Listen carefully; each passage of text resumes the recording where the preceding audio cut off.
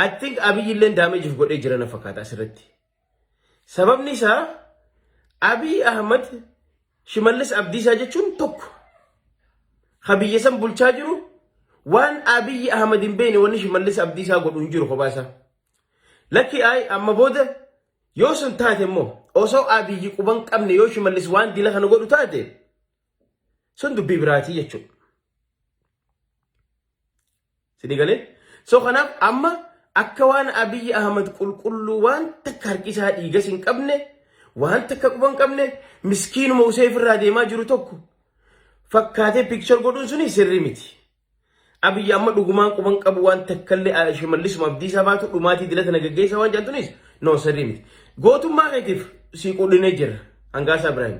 Sodaa malee miseensa mana maree taatee waan kana as baatee ibsuu keetiif dhugaa akka nama tokkotti galata qabda. Akka nama tokkotti galata qabda. Atillee waa malee daffarteen jettu waan kana yoo green lighting qabaatiin atu jettee jirta. Amma warra Kofiyaa Idiimtuu na eegaa Republican Guardian na eegaa jetteefu daammis Abiy Ahmed irraa green lighting qabdaa eegumsa qabdaa jechuudha. Amma eenyu damage tahaa jidduu sanatti amma nuti akka ija siyaasaatiin hoggaa laallu eenyutu damage tahaa Hangaasaan isokkee dubbate akka nama tokkotti dubbatee jira. Akka nama miseensa mana maree tokkotti waan itti dhagahame dubbate waan je yoo jaaniillee je'ee jira. Amma moo eenyu asitti damage tahaa jiru bilchiginnaadha. Whether we like it or not. Bilchiginnaa jechuun Shimallis Abdiisaa jechuun bilchiginnaa jechuun Awwalu Abdii bilchiginnaa jechuun eenyu gurbaa kana itti gaafatamaa Oromiyaa bilchiginnaa damee kana eenyu maqaan isaa gurbaa inni booyyee gabaabaa fi booyyee guddaa maal karkarroo xiqqaa fi guddaa inni jeen kana maqaa isaa naa katabaa dhaan fadheeti. Fiqaaduu Tasammaa jechuudha. Fiqaaduu Tasammaa bilchiginnaa jechuun Abiy jechuudha. Jarri kun wal quban qabanii yoo jennee yookaan akka amma dura Shimallis Abdiisaa confuse goonee yookaan confusion gooneeti if dura deemnaa jeessa yookaan taate suni dubbii biraatii jechuudha. Ammoo asirratti yoo dhugumaan qurxummiin bakka lamatti baate qurxummiin gurguddoon arraan tana meelaala Fiqaaduu Tasammaa qurxummii bahara goggoysuudhaaf qurxummii san fixuudhaaf bahara goggoysuu qabnaa jedhe. Arrammoo Hangaasaa Ibrahim thank you so much galatoomi dhuftee namticha qurxummii qabuudhaaf yookaan qurxummii goggoysuudhaaf bahara goggoysina jeessan namni waraana kana gobbaasaa jiru isa kana nun jette. Kanaaf galata guddaa qabda. We appreciate you just for saying that because isaan kun amma dura ganamaan isin fitna ja'anii karoora baafatanii turan jechuudha.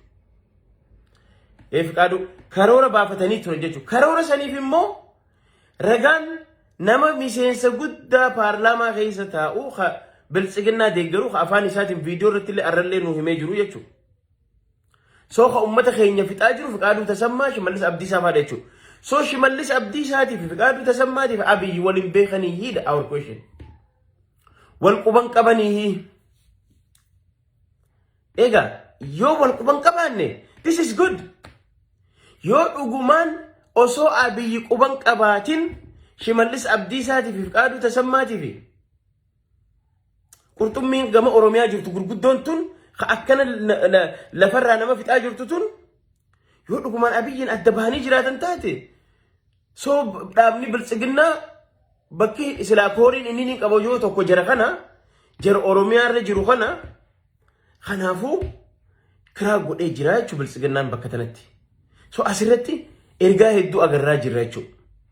Lakki jarri yoo wajji jiraate ifumaa farqee fiitiin Abiyyiin jara kana takka mana hidhaa naquu barbaade takka kararraa isaan maysuu barbaade takka hidhuu barbaade yoo hagama Hangaasaatiin itti dubbatu taate